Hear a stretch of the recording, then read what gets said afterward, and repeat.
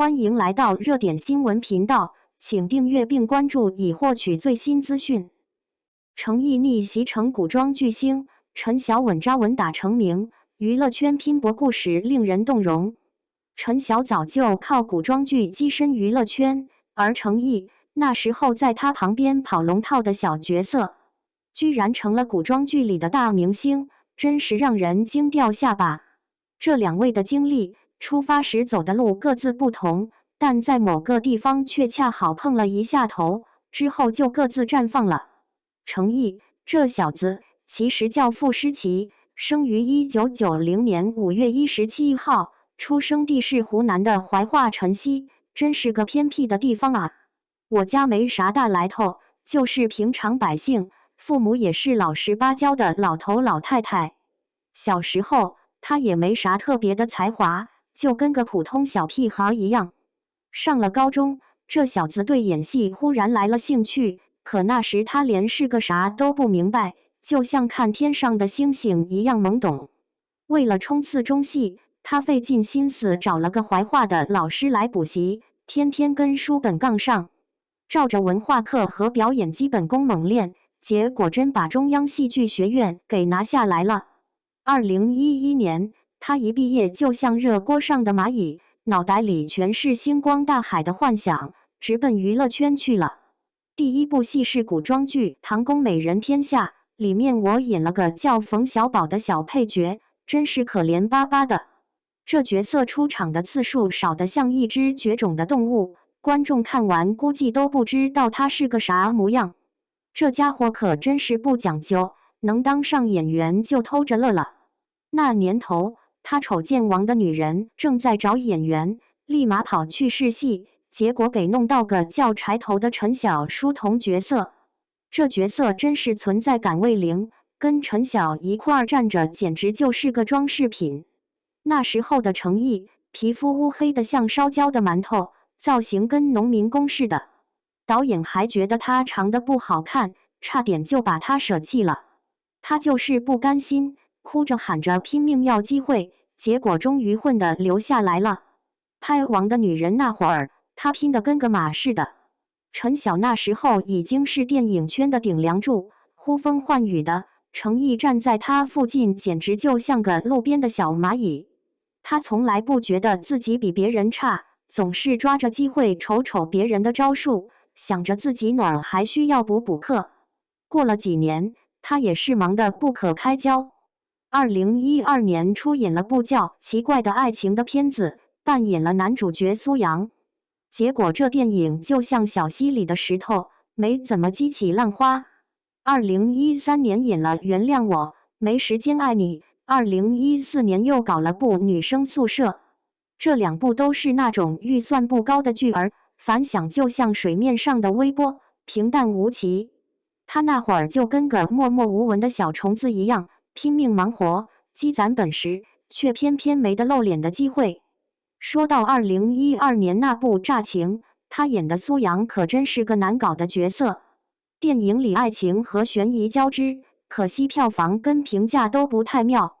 2013年那部《别怪我没爱你》是个青春爱的故事，他当主角，心想着这回能不能火一把，结果还是没啥声响。2014年那部《女娃打杂屋》是一出悬疑剧，他是主角，可惜观众没啥兴趣，就像吃了个没味的豆腐脑儿。这几年来他接了不少剧，可就是没能让观众对他刮目相看。娱乐圈嘛，就像是打麻将，没个好家伙和运气挡不住，有时候你拼命也未必能赢。他那会儿的样子，真跟许多刚踏入这个圈子的菜鸟有的一拼。没资源，没人关心，只能像摸黑找钥匙一样，一点儿一点儿自己琢磨。拍电影的时候，他总是那种默默无闻的小透明，工资少得让人心痛，连租个房子都得每一分钱都掰着花。这小子从来没想着扔掉这玩意儿，每次接到戏就当成一次捡便宜的机会，哪怕角色小得像个蚂蚁，他也照样认真对待。程毅的发迹之路都是从2016年那部《青云志》捣鼓起来的。这部古装神仙片里，他终于摆脱了跑龙套的命，演了个叫林惊羽的角色，算是露脸了。为了把这个角色演得像模像样，他可是费了不少心思，跑去道观待了好几天，学会了拜神的规矩，还挥舞剑练练，想要把林惊羽那种稳重又有点拽拽的气质抓到手。剧组里有人说他太死板了，但他觉得既然是在这行的，对观众有个交代。结果这下真算是值了，剧一播，林惊羽马上成了大家心中的热门角色，还捞到了个互联网年度新星的奖，终于小火了一把。青云志花了不少银子，演员也都是大牌，能在这么多明星中让人记住他，真是个了不起的事儿。那时候他还没多少拥趸，但网上已经有人开聊了，说这个林惊羽这小子演得挺牛的。这家伙自己也唏嘘不已，觉得拼了那么久，终于见到点儿成绩了。老实说，那时候他还远没有成名，只能算是在圈里混了个路过的人。接下来的几年，他一直忙着拍戏，像个不停转的陀螺一样。2017年，他在《盗墓笔记》里扮演了张起灵，虽然是个网络剧，但也让他的人气小涨了一下。2018年，他在《香蜜沉沉烬如霜》里演了个小角色，名字叫刘英。虽然出场不多，但这剧火得像灭不了的火锅，他也顺便捞了一点热度。2019年，他参演了《怒海潜沙》和《秦岭神树》，扮演吴邪。这部剧让他在追盗墓的迷妹里小火了一把。这些年，他就像在尝试不同菜系的厨师，一直在琢磨哪一道能最合自己的胃口。到了2020年，他的生意终于开火了。那年他在《琉璃》当主角，演了个叫雨丝凤的小子。有一天在拍戏的时候，吊威亚掉下来了，膝盖一下子撞到石头上，疼得都快叫妈妈了。但他就是咬紧牙关继续拍。剧组里有人跟他说要不要歇会儿，他却说没事儿，怕拖后腿呢。琉璃一开播，收视率就像喝了兴奋剂，一路狂飙。他演的雨丝凤一下子成了观众心里的小甜心。从这地方开始，他就正式开启了他的火热人生。琉璃一播出来，他的前途简直像打开了潘多拉盒子，嗖的一声就飞起来了。2020年9月，他在《长安诺》里当了个多情的帝王。虽然大家对这部剧的评价各有千秋，但他的演技基本上没啥槽点。2021年，他拍了部叫《与君歌》的剧，古装加上权谋，简直就是把齐燕这个角色玩得飞起。造型和演技可都不赖，粉丝们又疯涨了一波。2023年，他在《莲花楼》里扮演的李莲花真是火得不得了，眼神中那种浓浓的情意和孤独感，直击了不少人的心窝子。拍这部戏的时候，他因为打打杀杀摔了好几回，连医院都成了他的家。这家伙真是个拼命三郎，就算躺在医院的床上，嘴里还不停地念台词。这股拼劲儿，真不是天天都能碰到的。莲花楼一开播，这家伙的名声和小粉丝一下子都飙升，大家都开始叫他古装界的小超人了。这小子这几年刷的都是些古装戏，打扮得挺帅，演技也没掉链子，人气更是蹭蹭涨。他自己也坦白过，爱看古装剧，因为可以换着角色玩，刺激一下自个儿。他从青云志一路爬到了莲花楼，前后折腾了个7、8年。硬是把自己从沧海一粟变成了闪闪发光的主角。这过程听着像抖音小视频，其实每一步都辣得很。再聊聊这位小鲜肉陈晓吧，他是在1987年7月5号在安徽合肥出生的，家里的日子过得比程毅稍微滋润一点。爸妈都是搞公务的，还有祖上是浙江宁波那边的。他小的时候就跟演戏有一腿。10岁那年，在电视剧《我们班的歌》里当了个小男主，挺神气的。当时他压根没想到未来要搞这个，只是觉得挺有意思的。到了2005年，他终于混进了中央戏剧学院的表演系。2009年一毕业就跟华谊兄弟签了合同，算是踏上了这条演艺之路。2010年，他在徐克的大作《狄仁杰之通天帝国》中当上了国师陆离，真是个老江湖。虽然角色不多，但能和大导演同台，已经乐得飞起了。后来他还参与了《国色天香》和《欢喜婆婆俏媳妇》，虽然都是小配角，但总算积累了一些经验。2011年，他入驻了于正的工作室，还接下了《王的女人》，扮演男主角罗峰。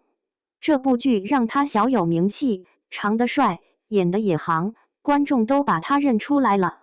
2013年，那是他风光无限的一年。在《陆贞传奇》里，他饰演的高湛，把那种既柔情又克制的状态表现得透彻得很，结果一炮而红。他那年演了《笑傲江湖》的林平之，还拿了个年轻人最爱看的明星奖呢。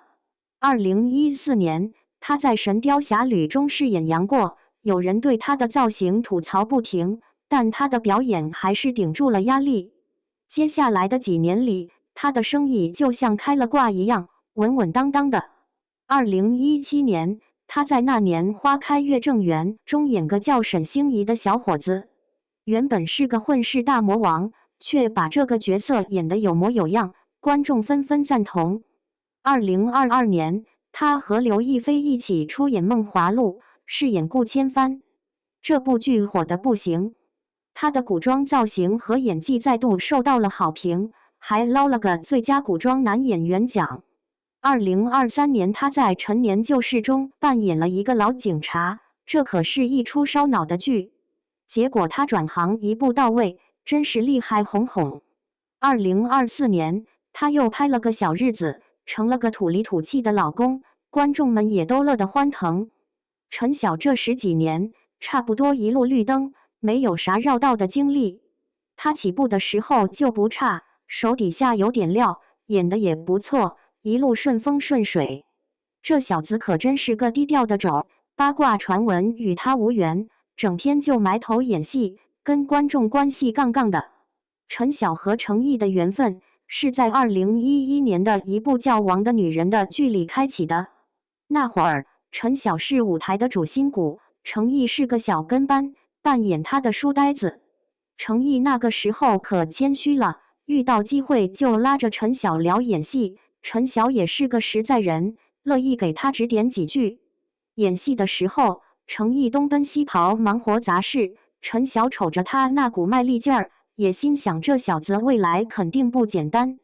那部剧一结束，两人就像打了招呼的过街老鼠，各自溜达各自的去了。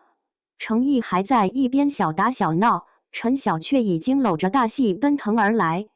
几年过去，陈晓火得不得了，程毅却还在角落里晃悠。瞅着2020年琉璃火了，程毅这小子才算是翻身做主人。后来他的作品一个接一个，地位飞速飙升，简直像坐火箭似的。陈晓这家伙真是越玩越片子揽着越来越多。2023年，他们在某个颁奖场合又不期而遇了。程毅那时候已经因为《莲花楼》火到不行，站上领奖台的时候，自信得像个小霸王。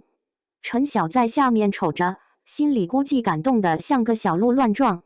当年那个毫无存在感的小跟班，跟他肩并肩，居然差不多齐平了。后台那两位聊了几句，气氛随和的像老乡聚会一样。陈晓在采访时说过，程毅这个小子真是能吃苦，早年就瞧出来他那股拼劲儿，走到这一步，完全不让人意外啊。其实娱乐圈里这种前后差别的事儿可多了，跟大妈买菜还便宜。陈晓早早就成了小有名气的大咖，而程毅则是后来居上的新星，他们俩都是古装剧里的顶梁柱。他们俩的关系没啥见不得人的，反倒有点彼此欣赏的感觉。程毅老弟曾经说，陈晓那会儿给他打了不少气，搞得他一直心怀感激。程毅这10几年来，从个小角色熬成了古装界的顶梁柱，真是他自己拼出来的。他没有啥家世，完全靠拼命和运气，把自己闯出了一片天。陈晓早就扎根了，工作上一直顺风顺水，像是在河里划船，一路畅通无阻。这俩人，一个是翻身农奴，一个是稳扎稳打的模范，他们的经历听了真让人乐呵。娱乐圈这地方，简直就是个不停换花样的麻将桌，你怎么也琢磨不出下一个吃香的人是谁。以后他们肯定会继续整出新玩意儿，咱们就耐心等着瞧吧。程毅今天能有这种成绩，除了拼命干活，还得靠点运气的捉弄。他跑上了古装剧这条快车道，抓着机会不放。陈晓可真不是靠运气的，凭实力和资源走路，稳稳当当像在跳舞。两个人的起跑线可不一样，走的路也完全不同，但都成了大家熟悉的老街坊了。他们的事儿，算是娱乐圈里的一出好戏呗。